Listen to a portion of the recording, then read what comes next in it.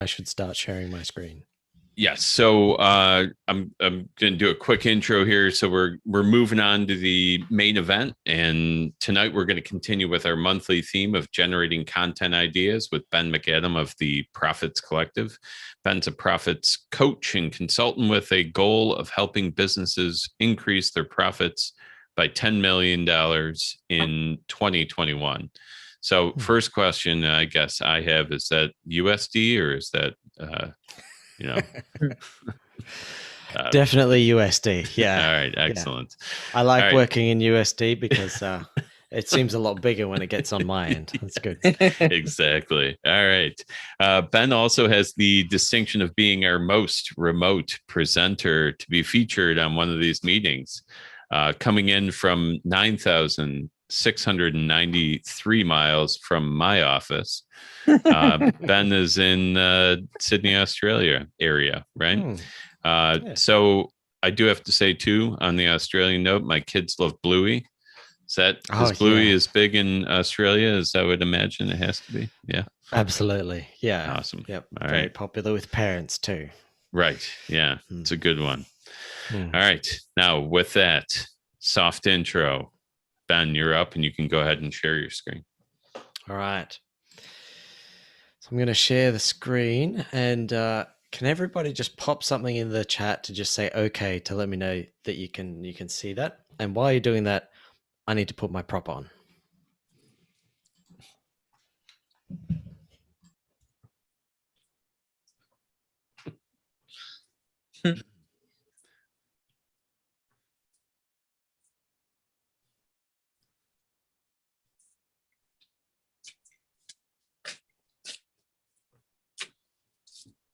Okay, you can all see it. Excellent. All right. So one of the things I want to say before I actually get started is I'm going to make the slides available inside the community. I'll give them to Neil and he can put them up afterwards. So don't write down everything you see on the screen. Okay. I want the things I want you to write down are the aha moments. Like, oh yeah, that's a great idea. Write that down so you don't forget it. Or if there's a priority or thing you really need to remember to do, write that down. Don't waste your time copying everything. Just you can relax on that note. Okay, so here's what we're going to cover. There's going to be a few things. So the idea is generating content ideas, but we need to cover some basics before we get there. And then we're going to end with talking about how to actually get results from this content marketing. So we'll start with the end in mind, like remember why we're doing all of this. We're going to talk about the journey, and I'll elaborate on that a bit later.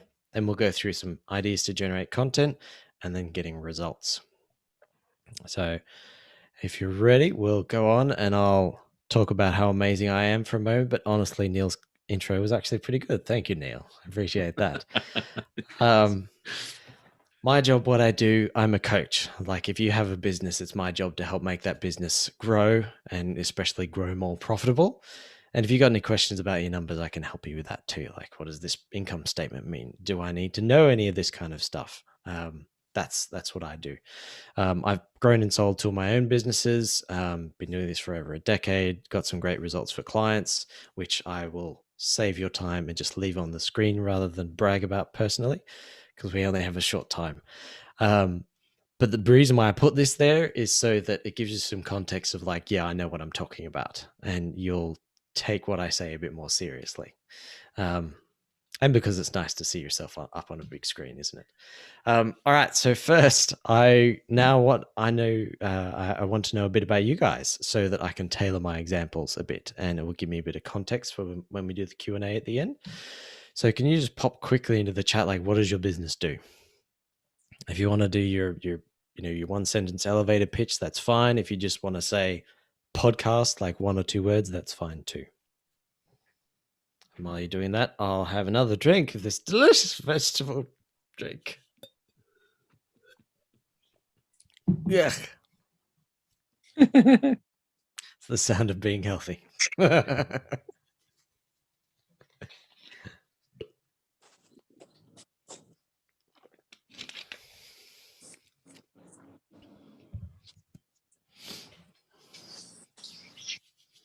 Awesome. We got some answers. Oh, Sean.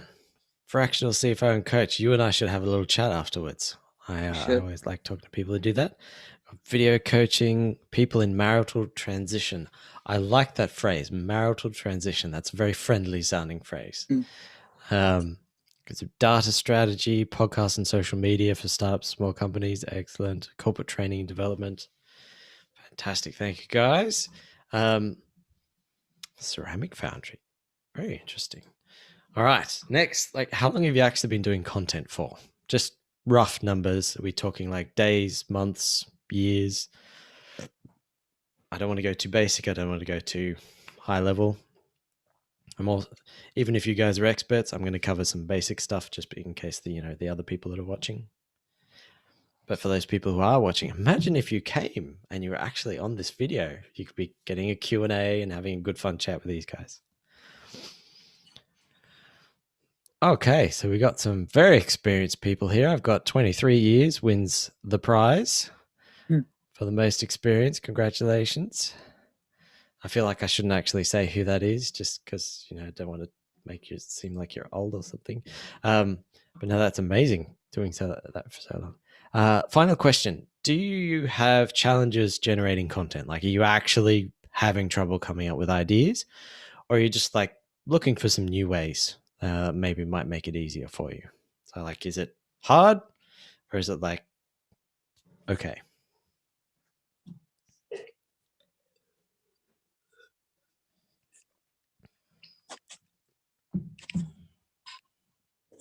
I like that. We got someone saying yes-ish to make it easier and less cumbersome. Always room for improvement. Love that attitude. Deciding that it's what you want to do for sure. Nice. Someone wanting to be original or different. Excellent.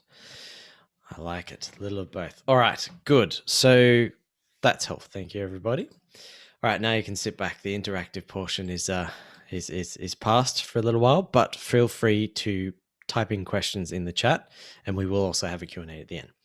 So this lovely picture that I found is the comparison of the different mountains. Like we got Mount Everest there, is this lovely light gray one. We got some darker gray. These are mountains of different heights.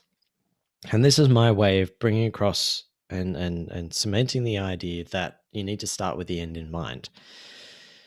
Which of these mountains do you want to climb will make a big difference. It will help you answer a hell of a lot of questions that will otherwise seem to be really vague and gray, of like, should I do this? Should I do that? Well, if you know exactly what you want, it makes some of those gray area decisions a hell of a lot clearer and a lot easier. So for example, if you want to climb a mountain, then it's like, well, what kind of preparation do I need to do in terms of physical fitness? Like, what kind of gear should I bring?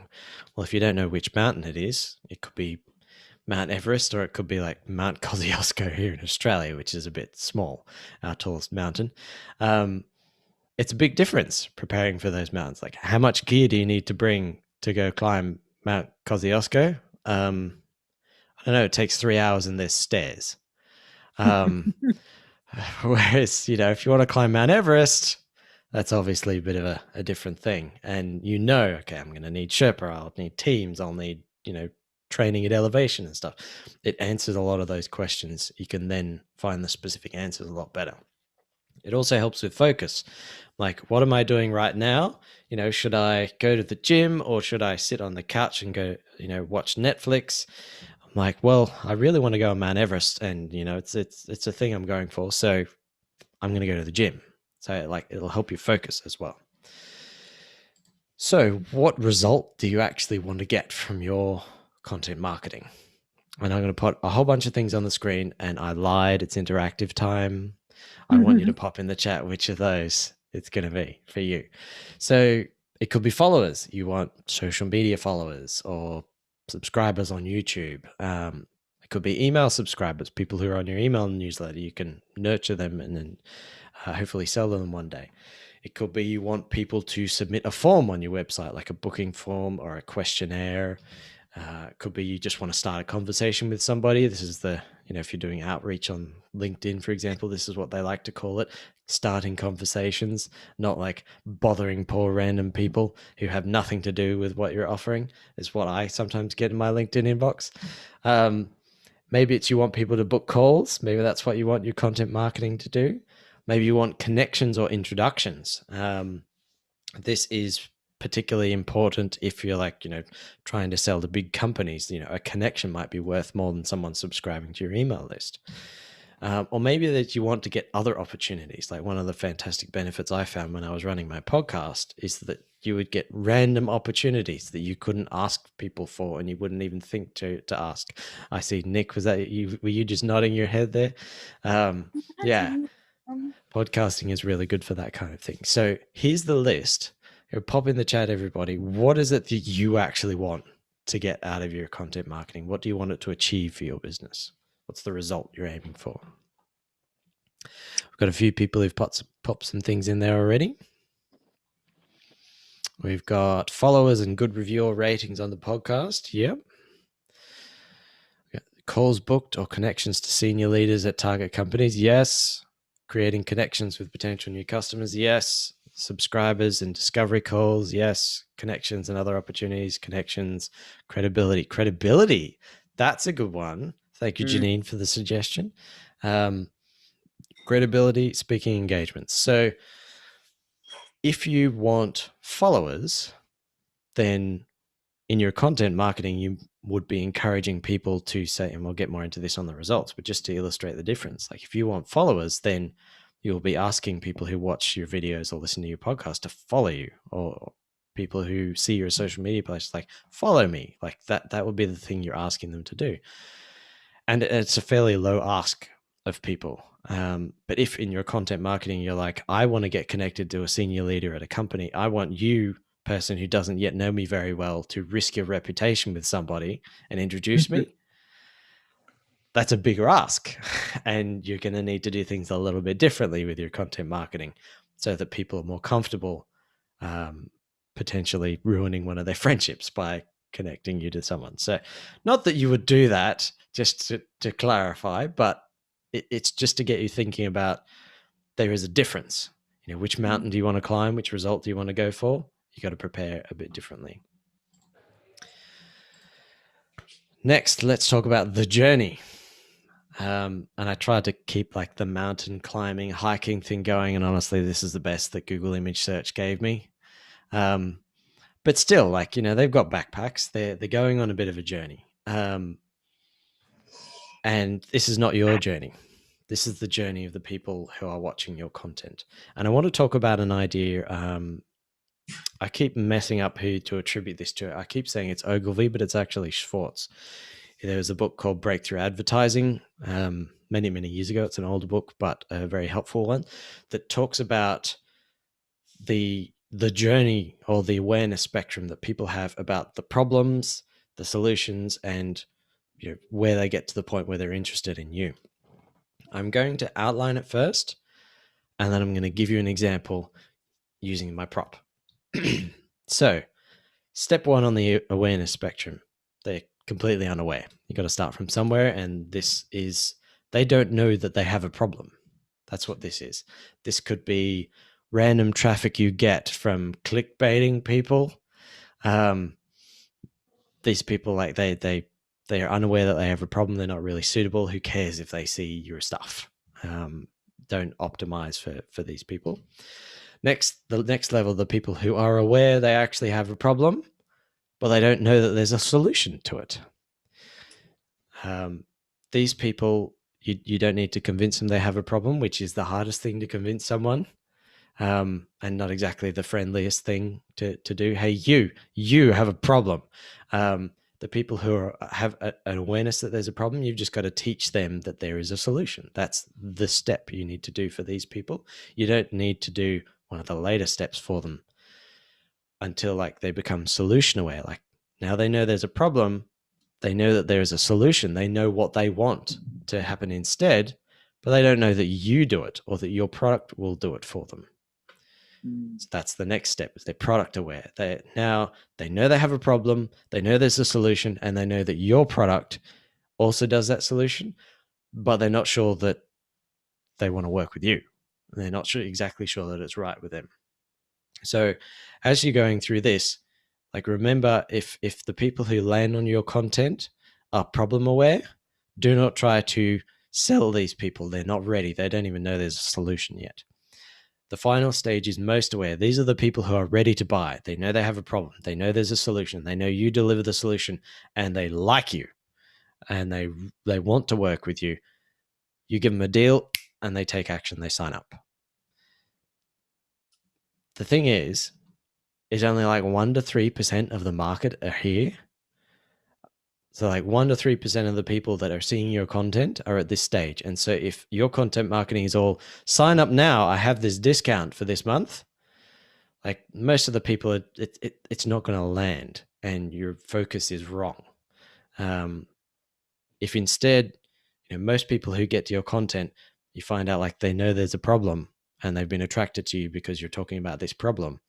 You tell them there's a solution. They're like, aha, they're grateful. They like you a little bit more because you've transformed their life in a small way by realizing like they don't have to put up with this horrible situation.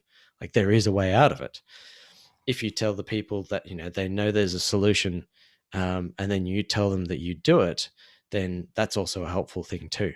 So the point about why I'm telling you this awareness spectrum, I'm going to give you an example in a moment. The reason why I tell you this is to make sure that what you're doing in your content marketing, the things you're saying, the message you're sharing, is moving people along the awareness spectrum. It is possible to move someone from problem aware all the way through to most aware in one piece of content, if it's long enough.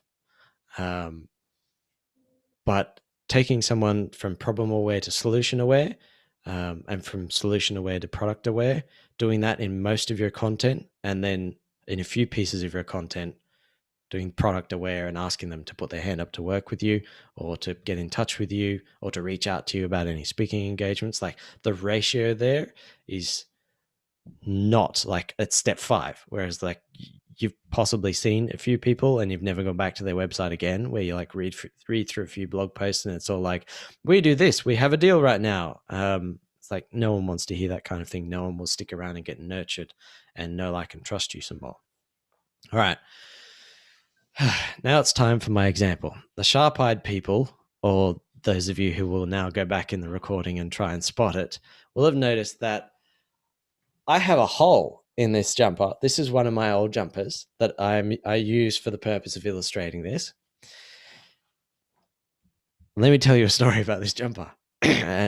I was completely unaware that I had a hole in my armpit of my jumper until I was at a choir rehearsal a couple of weeks ago. This was my favorite jumper, and I was at the choir rehearsal and I was having a good time, and I stretched at some point, and someone on the other side of the room had said, "Hey, Ben, you've got a hole in your armpit." And suddenly I was problem aware. I have a problem that there is a hole in my armpit. I was carrying on totally fine.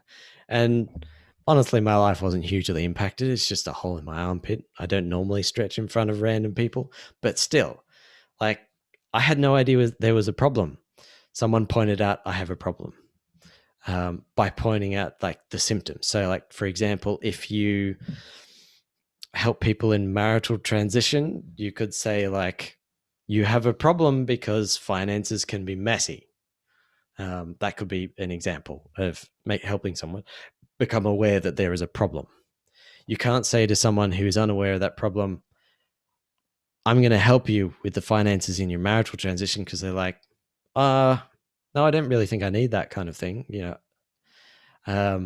So first thing is people need to be problem aware. The next step is I got really sad about the hole in my favorite jumper because I thought I'm going to have to chuck out my jumper. And I'm stretching the truth a bit here. It's like I didn't know that there was a solution to holes in jumper armpits. And then someone told me, hey, did you know that there are tailors? There are people that can sew this thing up. And I became solution aware. I was like, yay, my favorite jumper is going to be saved. So I was really grateful to that person who told me that tailors existed. Like if I had read that on a website, I would be subscribing to their email newsletter because I'm, or following them on social media because they helped me. And I'm like, maybe they can help me with other things. I like the kind of things they say. I like this person quite a lot who has saved my favorite jumper or told me there's a way to save it. The next thing that happens is, this person then says to me, hey, I'm a tailor. I'm like, oh, I didn't know you did that. That's very interesting. Can we talk about my jumper? So this person who has taken me from the point of, oh no, I have a hole in my jumper, I'm going to have to chuck it, I'm really sad about this problem, has told me, tailors fix that. I'm like, great, thank goodness, I'm really grateful. And they says, oh, by the way, I'm a tailor. Oh, cool. I want to talk to you. I like, and I know, and I trust you even a little bit because you're helpful. Can we have a conversation about that? Like, we haven't even got like very far down the things, and I'm warm and open to this person because they have helped me go from problem aware to solution aware to product aware. Any of those transitions is a big jump in know, like, and trust. If you can do that for someone, do that in the majority of your content marketing, you'll get a lot of happy people. All right, the final step in this now becoming very fictional scenario is this person says to me, did you, well, yeah, sure, we can talk about the hole in your armpit. I'm happy to talk about fixing it.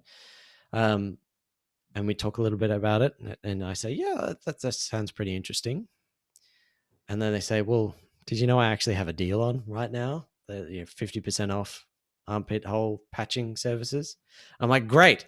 Take off my jumper and I give it to them.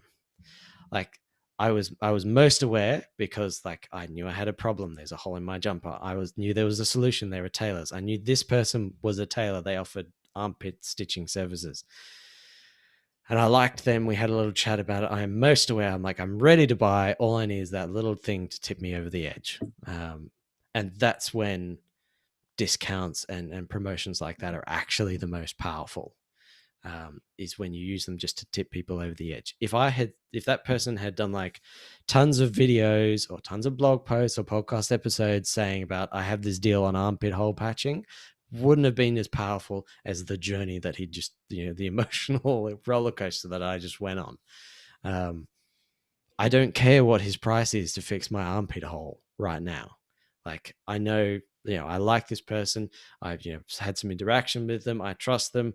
I'm not going to nickel and dime them on the price of fixing, the hole in my favorite jacket, like that valuable service that they can do, because I've gone through this awareness spectrum with them. So I've spent a lot of time talking about this, even though this is supposed to be about generating content ideas, because we're starting with the end in mind. Like, what's the result you want? Is you want somebody tipping off the end of this awareness spectrum, and we're working backwards from there.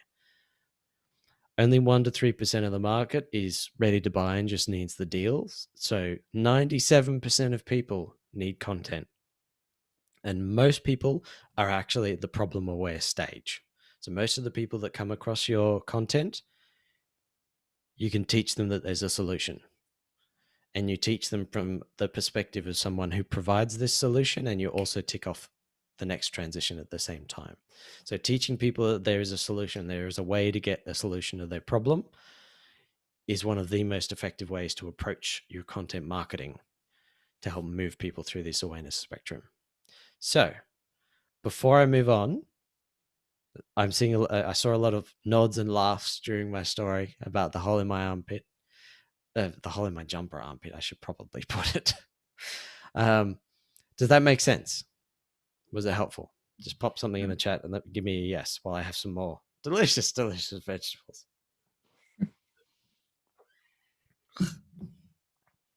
Excellent. We got some yeses. Fantastic. All right. So let's move on to the topic of generating some ideas. And I thought I was being particularly creative when I was creating these slides. And I thought, when we talk about generating ideas, all the pictures are so colorful and rainbowy. I'm going to be a little bit different. How creative am I? All right, let's talk about some methods to generate content ideas. All of it stemming from the understanding of what's the result that you want and where are people on the awareness spectrum and what are the particular problems that you help them with. There is a thing called a content grid. Honestly, I got this from somebody else and I can't remember who, but for the record, this wasn't originally my idea. Now, the idea of content grid is it can be really hard to generate ideas out of nothing, like completely blank slate. So let's put a grid on it and help you out. In this grid, the columns are going to be the top 3 to 5 problems that your ideal customer has. Bonus points if you can put it in their words, as always. Feel free to copy and paste what they say when they're talking to you about their problems on the sales calls and so forth. Put those top 3 to 5 problems in columns across the top. And then the rows are different types of content or different ways you could talk about that content. And I've given you an example here. Now, remember, for those of you who are in the community, you'll get a copy of the slides. You don't have to write this down. And for those of you who are watching this video elsewhere, you'll just have to like pause and wear your arm out or something, writing it all down. Anyway, there are a whole bunch of different content types that you can do for each of these 3 to 5 pain points. If you multiply them out, this is like at least 1 quarter's worth of content, depending on how frequently you post. It could be all the content that you need for a whole year. We got, let's say, 5 problems that your ideal customer, and then there's like, how many you got? 1, 2, 3, 4, 5, 6, 7. There's only 7 ideas here I've put in of so 5 times 7, that's 35. And how often are you going to post? If you fill out this entire grid, there you go. There's all your content ideas. And when you put this framework around it of like, I'm going to talk about this problem in this particular way, it really narrows it down. You don't need so much creativity. I really like the idea of constraints around creativity because I hate a blank page. Actually, no. What I hate the most is never ask me to find an image for a website or slides or anything, because like the images I've done on these slides, was there 4 of them or something? That took me 2 hours. I go down the rabbit hole of like, oh, this is a nice image, not quite what I want. This is a nice one. This is a nice one. So anyway, creativity is helpful with constraints. So for me, I set myself a timer. I'm like, okay, you need to find 4 images and you have 5 minutes to do it. And that really helps because it gets rid of that feeling like, oh, I need to spend a bit more time. So this content grid is something that can really help you. And it also, apart from being just a great way to help you generate ideas, is it keeps your content focused on the problems that most matter. It will mean that your content is way more compelling to your ideal clients because you're talking about the thing that they really care about or that's causing them some pain or blocking them. Like it's, if you follow this content grid, I'd be very interested, for those of you who want to send it to me afterwards, if you fill it out, I'd be quite interested to see what you come up with. If you fill this thing out, there you go, there's all your content ideas done. And I could end the presentation right here, but I have some more. I would say one thing, you don't have to fill out the whole content grid. Like I've done this for myself and I've only filled out half of it. There are more types of content that you could do. Maybe you're already doing some, maybe you got some from another presentation from the community. There are other types you can do. Telling a story, it's with a lesson in it, like, you know, a moral lesson kind of thing, but about this particular pain point. Like there's a couple of others that you can do. And so the grid can get pretty large and you don't have to fill the whole thing in out and you've still got tons of ideas. Anyway, moving on. Questions that people ask on Quora and Facebook groups. Like you never, ever, ever have to come up with an idea from scratch. I'd also add the main questions people ask when they're on a sales call with you or sending you a contact form or something. Like, what are the questions they ask? Literally answer those. That's like the Q&A section up here in the content grid. Like, there you go. You've got the questions. You never need to come up with a content idea again. Just make sure that you filter the questions and make sure they are relevant to your ideal customer and their pain points. So if you see a question in a Facebook group about, you know, there's a Facebook group of your type of customer and you go in there, you look at the questions they ask and they're like, I'm having trouble getting my daughter to sleep. And your business is about podcasting. Like, you know, obviously don't answer that one unless you got a podcast about getting daughters to sleep. You could also look at competitors and be inspired by what they say and use that as some inspiration, not necessarily copy it, but maybe you react to it and you're like, you look at your other, all your competitors, and they're saying this kind of stuff. Like, for example, I keep coming back to this idea of the helping people with their finances during marital transition. Thank you, Gina. You've inspired me. Um, like, there are different approaches to dealing with marital transitions. There's like the really combative, argue everything to the nth degree approach, and then there's the I don't care, I just want everything gone, and then there's like a whole grayscale spectrum in there. And so like you can find your place somewhere on that grayscale, and you can show people your place on that grayscale by reacting to like the combative types if that's not you. You can say, look, I've noticed that a lot of other people who help with this kind of thing have this kind of approach, and there is a problem with this approach because XYZ. Here's the way I prefer to do it because ABC. Like, that's how you can like react to what your competitors do. I wouldn't necessarily say company X sucks, I hate company X. Like, that's not professional. It doesn't make you look good. But you can definitely take kind of inspiration and react to what they do. You can also do that with other industries. So like, I like that this group has such a wide variety of people in it. Like, if you're sharing with each other what you're doing for your content, that can inspire other people for their content as well, even though it may not be relevant to their customers. They may not have the same problems. That's something that you can help. You can inspire each other. A couple of things to remember. Don't forget what works. Like, if you find something in your content that really inspires people and gets them going, don't forget to keep kind of talking about that kind of thing and come back to it after a little while.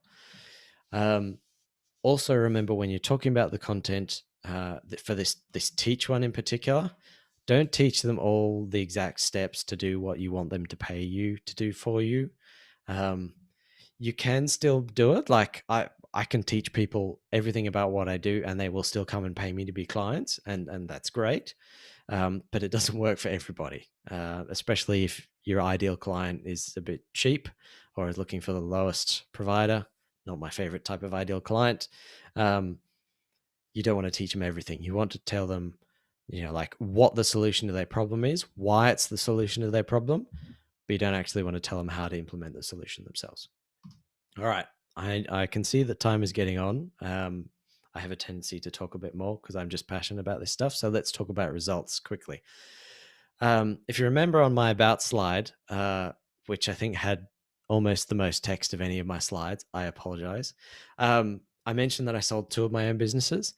Well, in one of them, I did all the things that I've talked about so far in this presentation, but I didn't do this next step about getting results. So I kind of wasted a few $1,000s on a content marketing expert who wasn't actually focused on results. And I had a lot of pretty blog posts, and they were really happy at their ability to make wonderful, pretty, engaging blog posts, but then nothing happened. So time for everybody here to learn from my mistakes. And the main thing is the call to action. The bit where you ask them to do something, whether that's click a link or subscribe or follow or reach out, whatever it is, the call to action or the CTA is the critical piece. I see somebody in the chat has made the same mistake I did more than once. Yes, I sympathize. Yep. I'm hyper the other way. If someone says my marketing strategy is going to be content marketing, I'm like, we need to have a conversation. Anyway, so calls to action is the way that you get results. You need to ask them to, or suggest, or request, or plead, or beg, or whatever it is. You need to get them to take some sort of an action. And for a lot of people, that can feel a bit slimy or salesy. So I want to deal with that first. The reason, whenever you're asking somebody for anything, or like sales, when you're asking them for money or to sign up with you, if ever you're feeling slimy or salesy about it, either you've had an experience with a used car salesman, or like you've seen them in movies or something like that, and you don't want to be that guy. But mostly it comes from you don't believe in the thing that you do enough. If you believe that what you do or your product will solve the problem that they have, then it is a no-brainer for you to try and help that person. Like if your focus is on helping people, like Gina, again, helping people with their marital transitions, with their finances, that is a hard time they're going through, and they can screw up their finances for a very long time and get screwed. What you do is really helpful. And if you believe that, if you believe it's helpful, if you believe it will help them, it will believe it will get them results, then why aren't you asking them to sign up with you? Like, why aren't you asking them to opt into your email newsletter? Like, you have a duty to help these people. It's not about being salesy or slimy or trying to trick people or get money out of them or anything like that. It's like, you need to help these people. So if ever that feeling of salesy or sliminess comes up, think like, is this going to help this person? If the answer is yes, then you're all clear. You're in the clear of the morals. Make sure that I forgot what I was going to say. I was going to add something extra there. Another thing is seeding.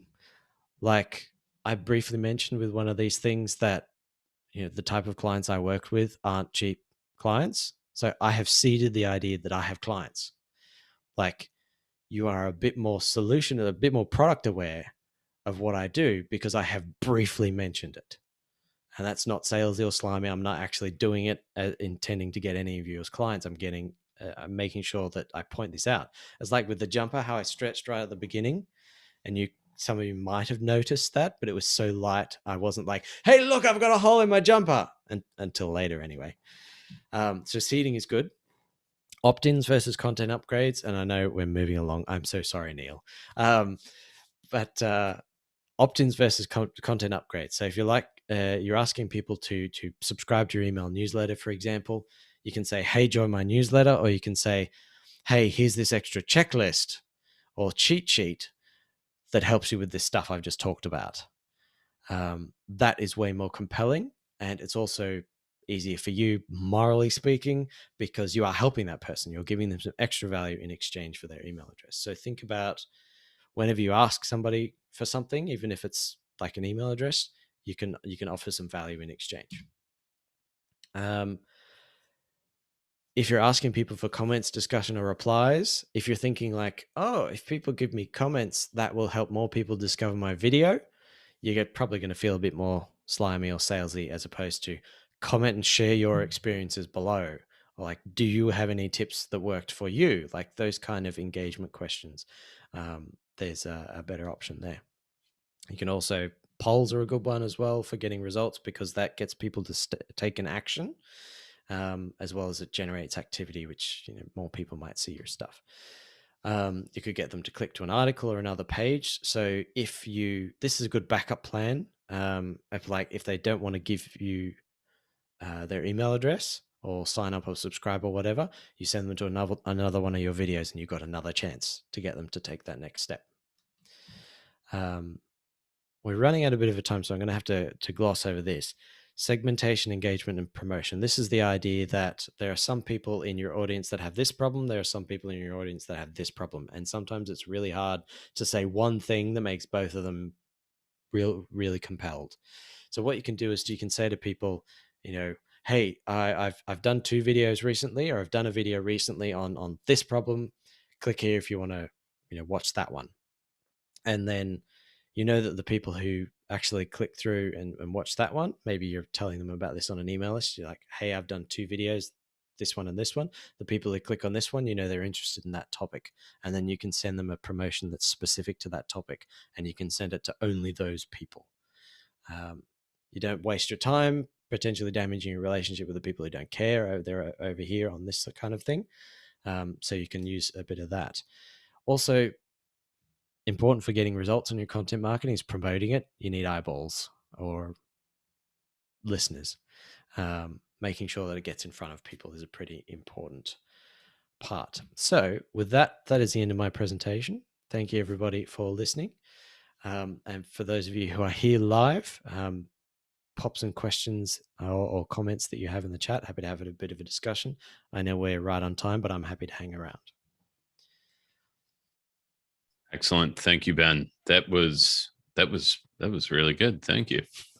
It was very well done. Love the story about the hole in the armpit. It illustrates it very well.